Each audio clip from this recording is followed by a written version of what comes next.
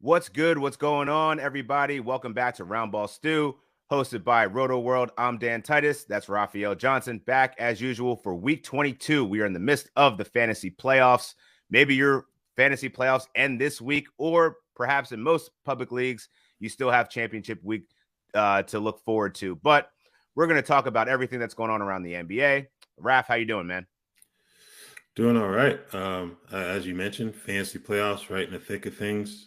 Unless you're a sadist who lets the fantasy league play out through the entire regular season, you're in the thick of your semifinal rounds right now. So, and it's going to be a busy week. Got a lot of teams playing 3 games the remainder of week 22. So should be some really good opportunities for waiver pickups and the like. But, obviously tough week. We can talk about the injuries in a bit, but the passing of Willis Reed, the captain at age 80.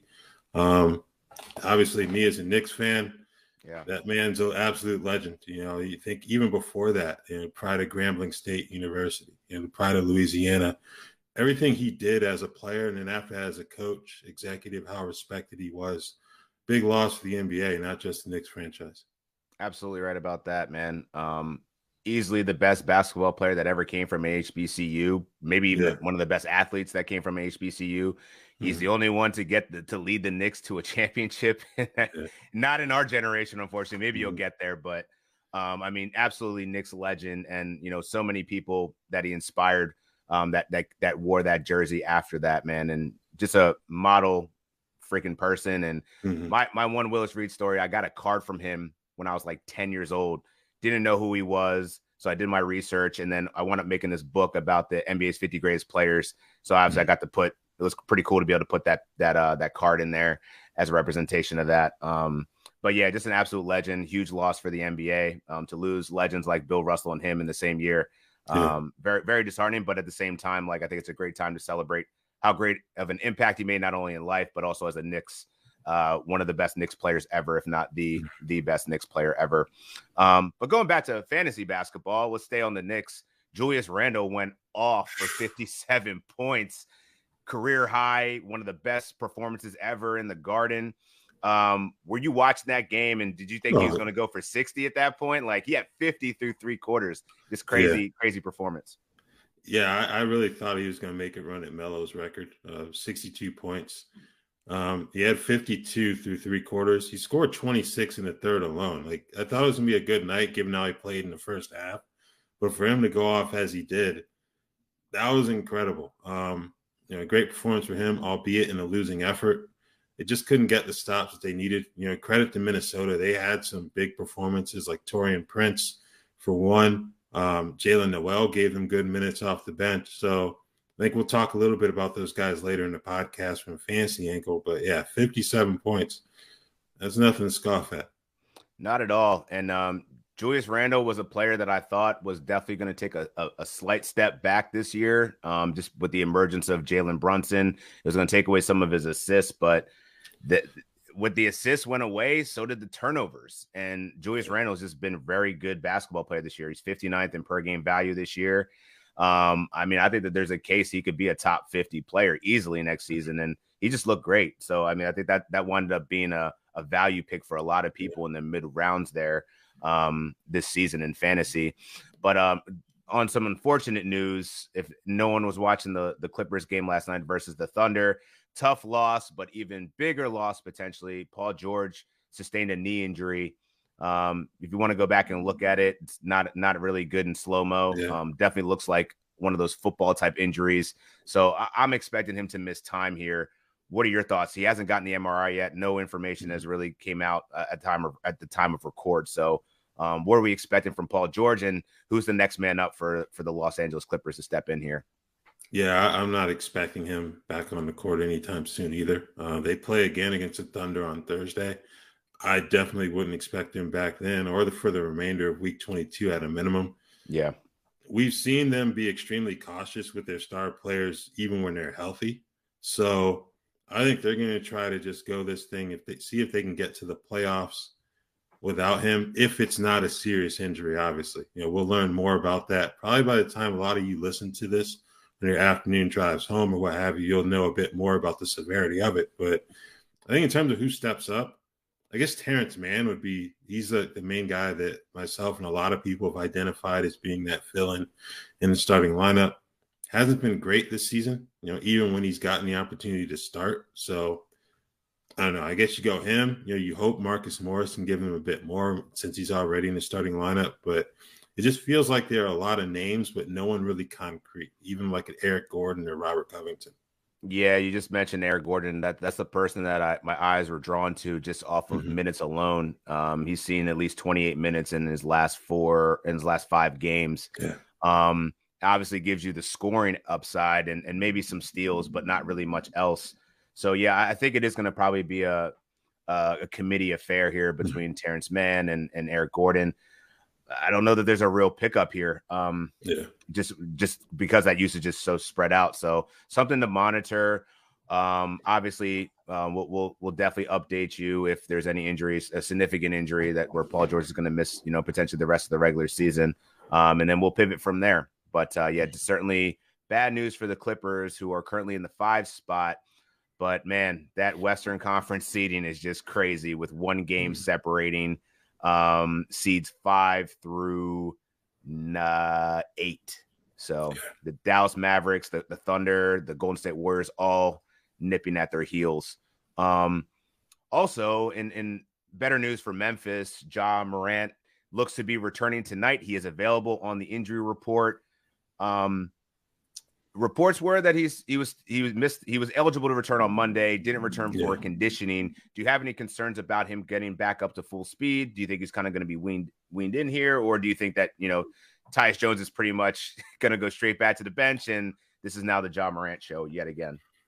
Yeah, I don't think they're going to give him the full-on workload immediately. That wouldn't make any sense, for one, from a conditioning standpoint. And they're in a position standings-wise where they don't really have to rush him back. I think they're either second. They think they're second in the West still. There's a clear separation between, say, 2 and 3 and the rest of the West behind them. So I think they can take their time. If you have Tyus Jones, I would strongly suggest holding on to him. I would not drop him, because even if he's in a bench role, I think he's still going to get 20, 25 minutes per game. He can give you good assist numbers with low turnovers in that spot. So I think Tyus Jones, for me personally, he's safe, but I'm sure some people will probably rush to drop him, even though Memphis has 3 more games this week. Yeah, I'm in agreement with you. I would not drop Tyus Jones. He's still going to continue to benefit here, even in a bench role. As you said, the efficiency is still there. He'll give you the threes, the assists, the steals that you want from a backup point guard. So definitely in deep leagues, definitely not cutting him. Shallow leagues, I could see the argument if there's a better waiver option out there. But just remember that the Memphis Grizzlies have a really strong schedule for the rest of the playoffs, one of the best out there. So don't discount that. Santi Aldama went off for 22 points and 14 rebounds against Dallas. Are you picking him up and dropping Xavier Tillman as a result of that, or what do you think? I think a case can be made for it. Tillman's been solid, but he hasn't been like a breakout fantasy guy. If you want to gamble on the upside of Aldama, especially with 3 more games this week, I don't think that would be a bad idea at all. I can see some people holding on to Tillman because they'll be starting until Steven Adams gets back, whenever that will be. But that upside that Aldama brings to the table, especially if he's going to get you 8 to 10 rebounds per game, I think it's hard to pass up right now. Yeah, Tillman's minutes have been pretty sporadic here. He played 26 minutes, but only had 3 points or 3 rebounds and a couple of assists and a steal and a block. But the game before that, he went off for 14, 10, and 5. You got to figure with Ja Morant back, whatever offensive contributions he was making is probably going to be relegated to primarily rebounding. He's definitely good at steals for a big man, but I'm not mad at you if you decide to move on.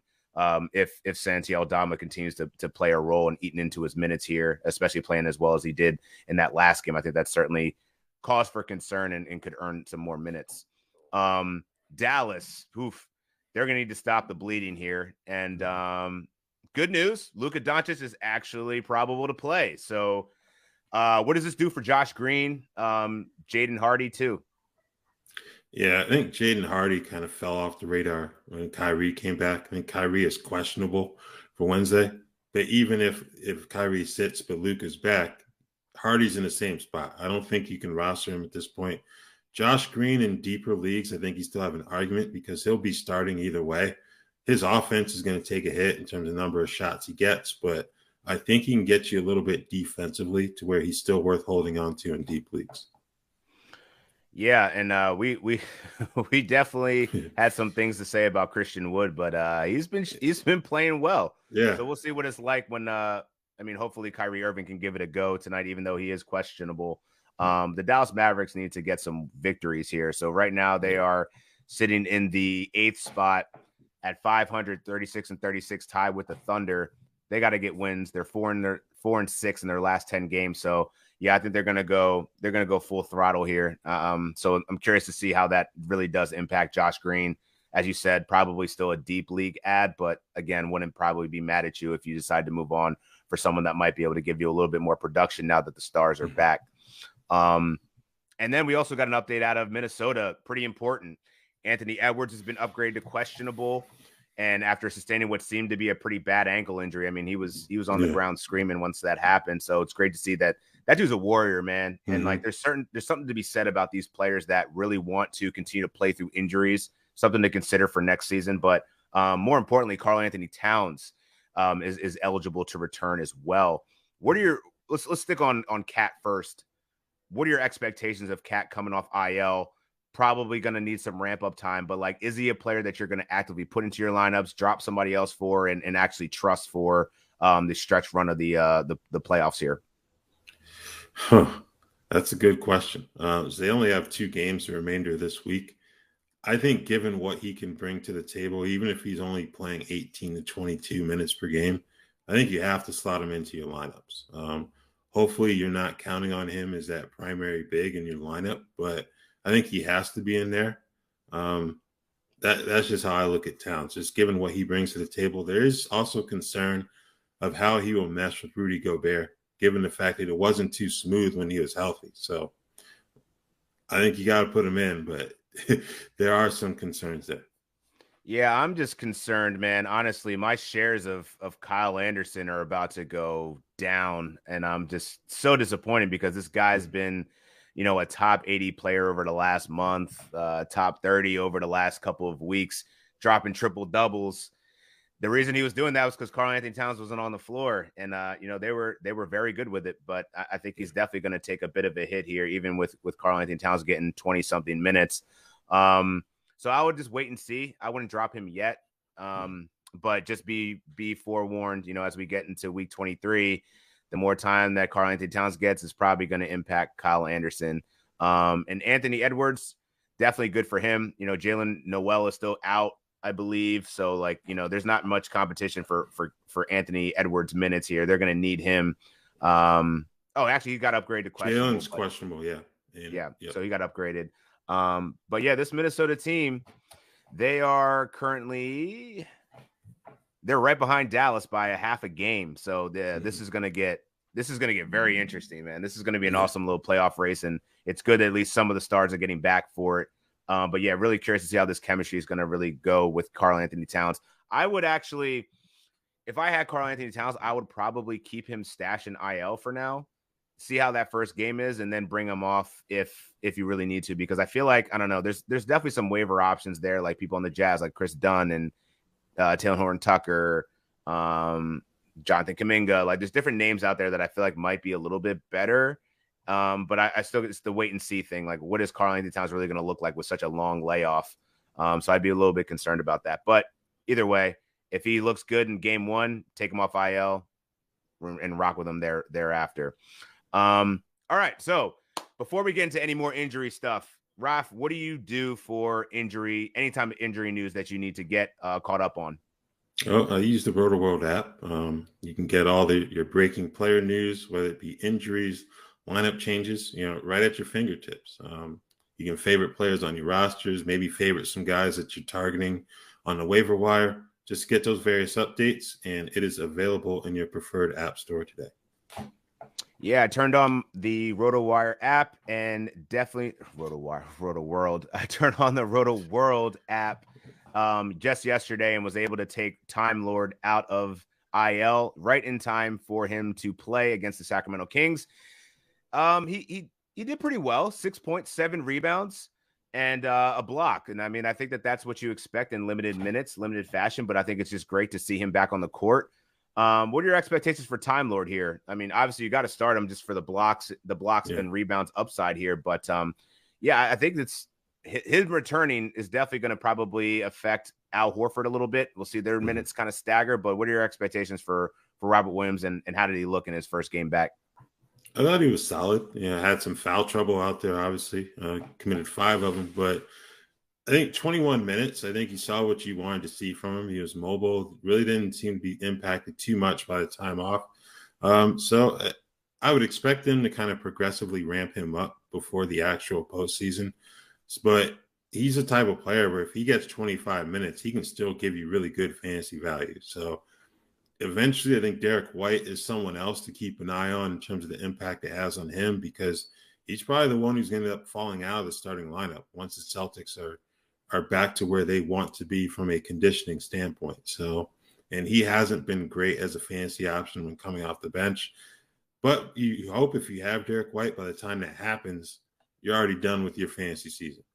Yeah, Derek White went off last night. Had a great game. I was actually fortunate. I went to the game and just to see that Boston Celtics team, it has me thinking, man, like I think that this championship is coming out of the East this year. Like I mean, granted, the Sacramento Kings were on a back-to-back. They definitely lost their legs as the game kind of progressed. But this Boston team, like, even though they've been kind of losing, going in and out of games, inconsistent, Jaylen Brown, that news coming out of like him potentially not wanting to be in Boston long term, or at least giving some ambiguity around it. He didn't really seem like he's totally sold on Boston in quite a few ways. But that team is just so deep, man. And like now that they got Time Lord back, Brogdon was decent off the bench. Like they just have so many heavy hitters. It's going to be tough to beat Boston late in the season. So I think it's them and the Bucks right now for me for actually vying for the championship. And I don't think any West Coast team can really mess with them right now. They're just so good. But going back to the East Coast, the Toronto Raptors, Scotty Barnes sustained a wrist injury a couple of nights ago. Didn't really get too much of an update, but he has been upgraded to questionable tonight.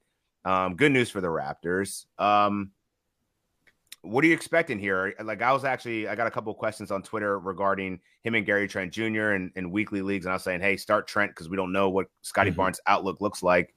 But do you feel good, putting Scotty Barnes back in the lineup despite this wrist injury? I don't really feel good about either one of those guys, to be honest with you. They're both questionable for Wednesday, even though Toronto has 3 more games this week, because Trent was supposed to be the one who would easily slide into the lineup if Barnes had to miss time. So he's dealing with elbow soreness, elbow tightness, one of those two. But yeah, I think if you have Barnes, you kind of put him in there just because of what he can bring across the board. Trent's more of a scorer in terms of fantasy value. So he's had some big steals nights on occasion.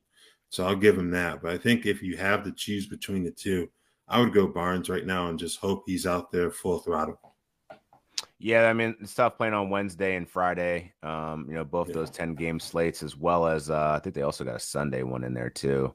Yeah, they do, which is also 9 games. So, yeah, I mean, if you have them, you're starting them. I'm not benching them, but yeah, I'm curious to see how this affects Scotty Barnes' play. Definitely been, I wouldn't say he's had a disappointing season. I think it's been more or less just kind of the same. Yeah. And I think everyone's kind of expecting him to take that leap, but there's just so many mouths to feed in Toronto that it's kind of been difficult. In Philly, James Harden, I don't know, that last game. I mean, he's out with an Achilles. I think he's listed as questionable. Yeah, it's questionable. So maybe he's dealing with an injury. To me, it just looked like he was just checked out a little bit, or just not aggressive. I mean, he was just struggling from the field. Still did his thing in the assist category as he always does. But yeah, I think there could be some cause for concern here. They're listing it as an Achilles injury. Do you think there's any chance that Harden probably sits out a couple games? Like, do you think maybe it is the injury, but I don't know. I think there is a possibility, because remember, this is the left Achilles. Earlier this season, he had the left foot issues. So I think if you're dealing with everything in that same general area, it is a bit of a concern. Now, as we saw last year at Boston and Milwaukee, there's a difference from having Game 7 at home as opposed to going on the road. So maybe that comes into their thinking a little bit in terms of playing for either the 2 or the 3 seed in the East. That said, you can't run the risk of not having Harden or having a diminished James Harden in the postseason.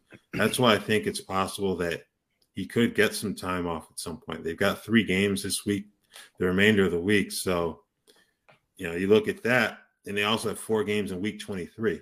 Maybe that's kind of the catalyst that they need to give DeAnthony Melton more minutes, if not just outright start him and sit Harden on occasion.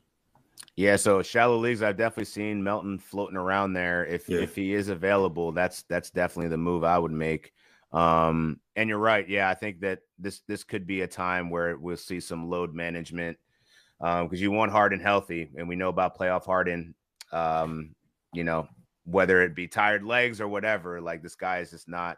For his last time in Brooklyn, he was actually very good, but he's got to have him healthy for the most important run. I mean, this is the window of time for the Sixers right now. You got MVP potentially and Joel Embiid playing the best basketball of his career.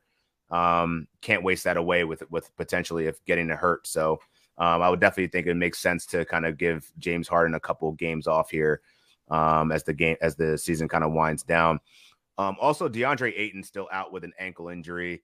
Are you picking up Bismack Biyombo? Does he have any kind of appeal to you, at least from a blocks perspective or anything? I think Ayton's actually a hip.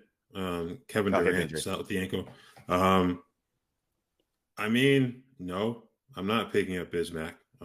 He can get you some rebounds, but I kind of feel like there are other guys available who still have 3 games to play this week as well that you can go with that may be a bit more dependable than Bismack. So, no. No. And then Kyle Lowry, he's been dealing with knee soreness for a while. He's questionable. Yeah. I personally, I don't know. I'd probably stay away from Gabe Vincent, but do you think that gives you does that give you any reason to pick him up if you're looking for threes, points, low end assists? No, he hasn't been very good as a spot starter this season. It's been a bit disappointing, to be honest with you. We saw him play so well last year when given increased opportunities to play. It really hasn't happened this year. He played well. I think it was Kyle Lowry's first game back, but then he kind of went back to the same Gabe Vincent that we'd seen for much of that time before. So, yeah, I'm not touching Gabe Vincent. I think I look at him a bit like Biyombo, where there are going to be better options on other teams available this week. So, yeah. So speaking of which, let's get into the rest of week 22. I really like the Indiana Pacers, but we're really waiting on the news on Tyrese Halliburton. I picked up TJ McConnell everywhere where I could because I'm still assuming that, perhaps this injury, he has a minutes restriction. TJ McConnell's still been very good in limited minutes off the bench, always gives you the steals and the assists. If that's what you need, and actually a pretty good rebounder for his position as well. But I'm still invested in him. But are you still keeping around Andrew Nembhard? What about Aaron Nesmith? Are these guys that you're still rostering with the Pacers having a pretty favorable schedule with 3 games the rest of the week? I think Nembhard more so than Nesmith. I can see the argument for both of them, but Nembhard's had the ball in his hands, the ball in his hands a bit more recently. So, as the point guard in that starting lineup. So I think I would lean Nembhard because even with Nesmith starting, you still have Buddy Hield getting his touches. Miles Turner still active. I like Nembhard a bit more right now. Yeah, Nembhard, he had 6 assists last game, but then before that, he wasn't really doing much in terms of assists. He had 1 game of 5 and 7, but it's really the scoring. He dropped 20 in 2 of his last 3, 22 in 2 of his last 3. So I'm curious to see if Halliburton doesn't give it a go. I think I would definitely look to add Nembhard for sure. Mm-hmm. If Halliburton does return, then I probably drop Nembhard and roll with McConnell. But look at the standings here. The Pacers are 3 games out of the play-in tournament right now. Yeah. Do you think that they're pretty much done? And if they're pretty much done, what's the incentive to bring Halliburton back? I think they've had every question answered regarding his future in Indiana being like that franchise cornerstone. So I don't think there's going to be too much of an impetus to bring him back on the part of the front office. Now, as for the player, he may want to play. Yeah. So, that's all. That always comes into consideration. So, yeah. That's fair. Another player I wanted to kind of highlight. For the Oklahoma City Thunder is Lou Dort, the Dortcher chamber. Man, the way he locked down. I know Zach Hanshoe loves saying Dortcher chamber. Shout out to Zach, a fellow writer over at NBC. Great dude, does the mailbag. The way he locked down Kawhi Leonard at the end of that game, man, that was just a clinic. Can he be all defensive team? Like, I feel like he's going to make a run for it, man. Like, that was probably the low-key acquisition that the Thunder got that they didn't expect to have such an impact. But, like, if you combine Shea with Chet eventually, with Giddey, Jalen Williams, and then you got a guy that can lock down the way that Lou Dort can, man, they're going to be a scary team. But are you picking up Lou Dort for fantasy purposes? Yeah. They got 3 more games this week. He's obviously going to be on the court plenty because they need that defensive stopper mentality that he brings to the table. You'd like to see him improve as a shooter, just kind of the play off of SGA and Giddey, be a bit more effective than he has been. But yeah, I think I would pick him up. And it seems like more people are hopping on that Jalen Williams Rookie of the Year bandwagon, which is good to see. I think Banchero's still going to win it just because a lot of voters tend to go with the counting stats. But yeah, the progress that J-Dub has made to his game, where like before he wasn't really a lock to be in that lineup. Now he's like, he has to be in that lineup every night and he has to be rostered in fantasy. So the progress that he's made has been crucial for that team and getting in a position where they could potentially avoid the play-in altogether. Yeah, I think you can make the case that, it's been him and Shea that's really been the reasons that they're at the spot that they are right now. Because Giddey struggled for much of the season, right? Like he was well outside the top 200 for quite a bit of time, and then he kind of turned it up post All-Star break. But yeah, Jalen Williams has been absolutely stunning. I was high on the dude, but not to this level, man. Like he's one of the best rookies easily in fantasy. Looking at Portland, they could also be on tank watch. Lillard's still playing, but Simons is out. Jeremy Grant is out. Is there anybody else that you think is this back to Matisse Thybulle season? They got 3 games left. So I'm probably not going to put my eggs in the Cam Reddish basket. I kind of like what Thybulle does in terms of defense and threes. But is there anyone else? I know how much you like Nurkic, but I don't know, man. We could be seeing a whole lot of bench along with Dame for the future here. I'm going to say Trendon Watford. We saw him kind of blow up down the stretch before he got hurt last season. 17% rostered. He's given you seventh round value over the last 2 weeks in 9-cat.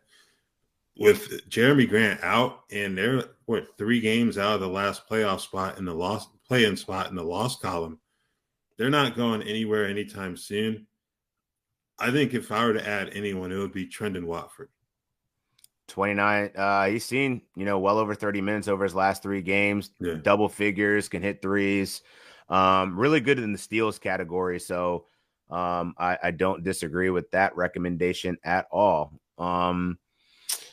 Utah's another good team that plays 3 games. I mentioned it before. Chris Dunn seems like he kind of he played better than Talen Horton-Tucker. Got a double-double in his last game, so I wouldn't be surprised if maybe they give him more of a shot, or at least they'll continue to split their time with doing the point guard duties. But I really like Chris Dunn, just the efficiency that he's doing from the field, as well as the stocks, as well as the assists and the rebounds. Like him and Dennis, he's like a better Dennis Smith Jr.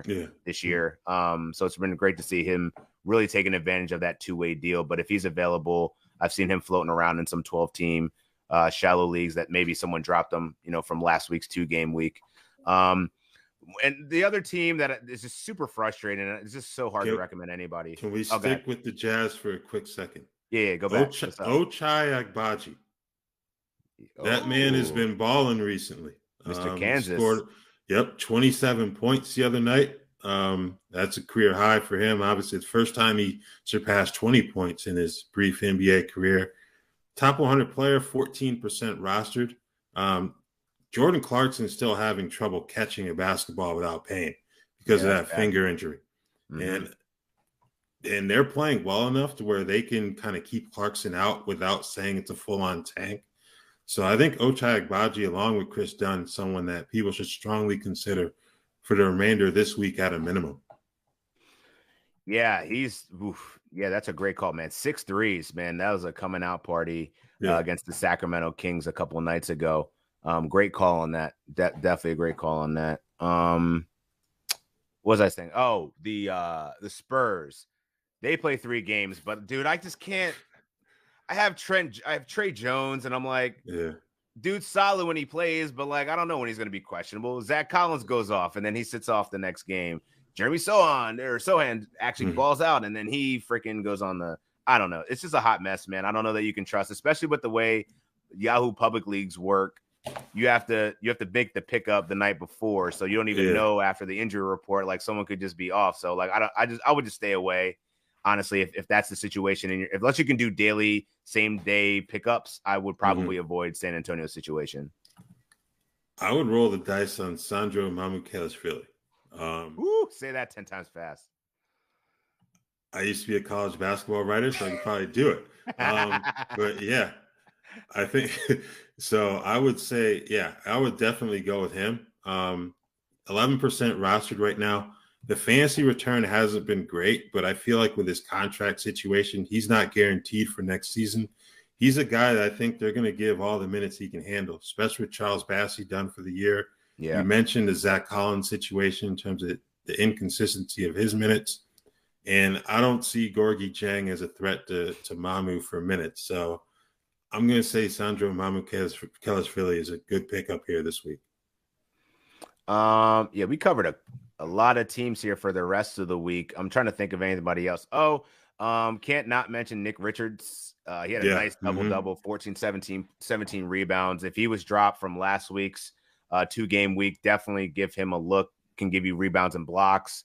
And they have 3 games to close out the week. So I think that's somebody, if you're looking for a big man, definitely someone that I would prioritize as well. Anybody else for the rest of the week that you're kind of eyeing? I think hit the nail on the head with Nick Richards. 3 more games this week. Mark Williams, we don't know, if or when he will be back. So I think Nick Richards is definitely someone who jumps off the page in terms of players this week. We've mentioned Melton. I think that'll be more of like a shallow league ad, if anything. So, yeah. And I think we have a question in the chat. So let's see what that's about. Hey guys, quick question. Need assists for category league. Would you pick up Chris Dunn or Monty Morris? THT was in foul trouble last game. Colin Sexton might come back the end of the week. What do you think? What say you, Raph? I say I'm going with Chris Dunn. Monte Morris, he can certainly get you assists, but I don't know, that whole Washington situation. It's like an example of NBA purgatory. Like, sorry, Adam, floating around. Our producer Adam is a diehard Wizards fan. I'm sorry, but that's pretty much what it is. I think with Utah, as we mentioned earlier, they're right on the cusp of competing for a playing spot. I think they're 10th in the West right now, as a matter of fact. So they're still playing well enough to be in the conversation, and Chris Dunn has been a big part of that. So I personally go with Chris Dunn. I think he's got a better chance of getting some defensive stats on the low as well. Yeah, the thing about Monty Morris is just the lack of consistency. I just haven't seen it this year. And, he did have 8 dimes last game. Definitely been scoring more than he's been in the past. But I don't know, just the reliability there. And as you said, like I don't really like where the Wizards are going at this phase in the season. With more to play for, and again, that two-way contract getting guaranteed for him was huge. He's making his impact. This is how he gets his staying power. I think Chris Dunn has certainly done enough. And then with Jordan Clarkson also, potentially not coming back, like that's just one less person he's going to have to vie for minutes for. And I really like Chris Dunn, so I would take Chris Dunn in that situation. And I don't even know if Colin Sexton is going to come back next week. Like we'll see, or at the end of this week. So that's Sexton's had issues. Yeah. Sexton's had issues with turnovers too. So That's even more. And he's also a score first guard anyway. So yeah. I think Chris Dunn is probably the safest measure here. Monty Morris, great assist to turnover ratio, but not really the fantasy guy that I'm really looking for. All right. I actually have a draft tonight for baseball. I'm pretty excited. I've done my homework, but if anyone that hasn't, what should they do, Raph? They need to purchase the Rotoworld Baseball Draft Guide. Got some new rules to deal with. You see how that will impact some players you may be targeting in drafts. All your player profiles, rankings, projections. If you go to NBCSportsEdge.com/draft guide, use the code Pennant25. That's PENNANT and the number 25 to save 25% off at checkout. And I think you should draft Shohei Ohtani with the first overall pick. Ooh, I like that take. I'm a Julio Rodriguez guy, but man, Ohtani is just a special talent. So I wouldn't be mad at you for doing that. Just got to figure out whether you're getting pitcher Ohtani or batter Ohtani. There's always that distinction there. But let's go to week 23, championship week, for those that aren't already competing for it right now, or as Raph alluded to, you're a sadist and you're nuts and you want to play this till April 9th, which I don't recommend ever. But quite a few teams with 4 games. But, I feel like we should just probably hit on the players that we're kind of targeting that are probably available right now. Top of mind for me is Austin Reeves. We didn't talk about. I'm wearing a Lakers hat, and I forgot to talk about it. But he went off for 35 points, career high, 6 rebounds, 6 assists. Undrafted player, absolutely balling. He's going to get the bag this summer. The Lakers would be wise to pay him because he just looks like he's just like one of those intangibles type guys that's taking care of the moment.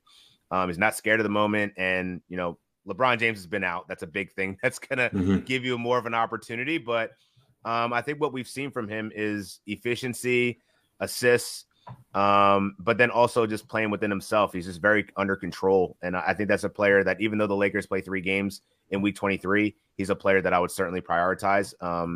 He just looks like a baller. He's like the second best player, third best player. I don't know. D'Lo's inconsistent. Second or third best player in the Lakers right now. And the Lakers, we know that they're vying for their playoff lives here. So I think he's going to give them a lot of solid minutes down the stretch. The other player I want to talk about is Marvin Bagley, who's made his return. Jalen Duren. I don't know. The Detroit Pistons are just, I don't know. They're doing Detroit Pistons things. So now it's like last week it was Duren's turn. Now he's out. And now James Wiseman's getting inconsistent minutes. So is it Marvin Bagley time again? Because he just went off. Yeah, I think the tricky thing is the schedule for this week. They only have 1 game left. Right. So that's a tough thing. But given how well he played Tuesday night and the injury you mentioned with Jalen Duren, and then James Wiseman has had issues with foul trouble, I think you have to grab Marvin Bagley now. They've got 4 games next week. And while he is locked up under contract for the next couple of years, I don't think he's done enough to really show that he's someone they can consistently rely on. So I think he's a minimal to no shutdown risk in that regard. Marvin Bagley's a really good call. I'm still on the Tari Eason bandwagon too with Houston. Ooh, yeah. They've got 4 games next week. So 4 games next week and 3 the remainder of this week. So I think they've got a really good schedule, kind of help you close out. He's going to get 25 to 30 minutes per game, I think, either way, whether he starts or comes off the bench. So Tari Eason's another guy for me. I mean, the Pistons have just the cakiest of schedules. They got the Thunder, the Houston Rockets, the Orlando Magic. Yeah, I think that if you're playing ahead, maybe you want to pick up Marvin Bagley on Saturday or Sunday if you have one of those transactions that you can use from the previous week to jump ahead of that, because they do play on Monday. So, yeah, definitely prioritize Marvin Bagley. Like that call. I probably stay away from practically every other Detroit Piston. Like Rodney Magruder's been solid, but like I don't know. I don't know that I want to invest my championship on Rodney. Trying to think of who else we got here. Denny Advida. Do you think that he's going to be a person like Kyle Kuzma's out tonight? Looking like we already talked about the Wizards and what they're doing. Like they're going in the wrong direction. So is it time for them to give him more time? And he's been solid when he's been given minutes. Yeah, I definitely believe so. Less than 20% rostered in Yahoo leagues right now. even though Corey Kispert has been the spot starter, Avdia just brings more to the table across the board. Like he may not produce 3-pointers at the level of Kispert, but everything else is just better with Avdia. Saw him break out of his shooting slump Tuesday night, so that's even more reason to hop on the bandwagon with him. 3 games next week, but they've got 3 the remainder of this week. So I think that's a decent enough schedule to roll with Avdia. Yeah, I think that is definitely a good call. One of the better schedules for the 3-game teams. Mm-hmm. Talked about the Pacers. I would say just keep an eye out on who's available for them. Miles Turner looks like he's back. So, the Isaiah Jackson, Jalen Smith experience is over. But I do think if they have any thought of shutting down Halliburton, it's going to be a TJ McConnell, Andrew Nembhard showcase in week 23 with 4 games to play. I would say also take a look at the Knicks. If you need some cheap pickups, Quentin Grimes could certainly be of value. If you need rebounds, Isaiah Hartenstein, they do have 4 games as well. Trying to see who else here. The Portland, great schedule for Trendon Watford. If they're going to miss, if anyone else is going to continue to miss time for the Portland Trailblazers, Philly, D'Anthony Melton. Sacramento is also interesting. They have another 4-game week ahead. Bit tricky. We'll see what's up with Kevin Huerter, if he's going to be out any longer. But if he is, I think Terrence Davis could be a stream. Malik Monk potentially, definitely to get you some extra threes, assists, and scoring as well. Anyone else that we didn't touch on that you think is going to be a potential pickup? I think we've covered just about everyone. New Orleans has an interesting spot there. 4 games next week. We're still waiting to hear what's going on with Zion Williamson. If he's going to come back at all. I think either way, Trey Murphy in shallow leagues, 71% rostered right now. There's no way in hell they can take him out of like a prominent role in that rotation, given how he's played. So if Trey Murphy happens to be available in your league, go ahead and change that. Yeah, and I think that the Clippers actually are pretty interesting that next week because they play on that Thursday. Thursday and Saturday only have 2 games each, whereas Friday and Sunday have 13. So you're going to have some cut decisions that you'll have to make, and maybe someone that you're not going to be able to play on Sunday, pick them up for Thursday's game. So that's where you're going to get the little scheduling advantage. So just keep that in mind with only 2 games on 2 days next week. So make sure you schedule at least to get somebody in there to get a couple more stats for your championship run. Man, it's been a crazy season, and we're almost at the finish line here. So hopefully you guys are taking our advice. Let us know in the chat whatever questions you have going into week 23. We'll be back next week. Same time, same place, Twitch, 1 p.m. Eastern time. Until then, we'll see you next week. Good luck.